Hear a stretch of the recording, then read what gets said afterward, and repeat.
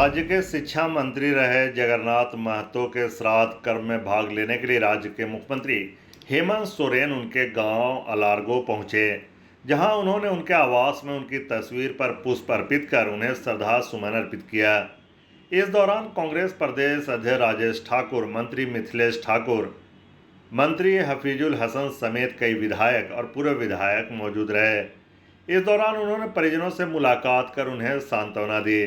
मुख्यमंत्री हेमंत सोरेन ने कहा कि जगन्नाथ महतो की कमी को पूरा नहीं किया जा सकता, लेकिन उनकी सोच को, उनके विचारों को आगे बढ़ाते हुए धरातल पर उतारने का जरूर काम किया जाएगा। उनके विचारों को लेकर हम आगे बढ़ने का काम करेंगे, क्योंकि परिवार के साथ साथ पार्टी के लिए उनका जाना एक बहुत बड़ी क्षति है। उन्होंने 1932 आधारित स्थानीय नीति पर कहा कि जगन्नाथ महतो की सोच थी और यह पार्टी की भी सोच है, जिसे हम आगे बढ़ाने का काम करेंगे। प्रदेश अध्यक्ष राजेश ठाकुर ने कहा कि महागठबंधन के एक बड़े और मजबूत नेता, उनका जाना बड़ा ही दुखदायी है, लेकिन जिस प्रकार वह राज्य की जनता और क्षेत्र की जनता के लिए अपनी भावना रखते थे, उसको आगे बढ़ाने का काम हम लोग करेंगे। हमारे जगन्नाथ जी के नहीं रहने की वजह से परिवार के ऊपर जो पहाड़ टूटा है,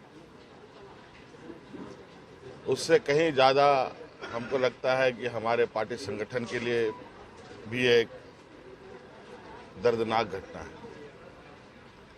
एक तकलीफदेह घटना है। लेकिन विधि का विधान से कोई अलग नहीं हो सकता, ना उससे कोई मुकर सकता।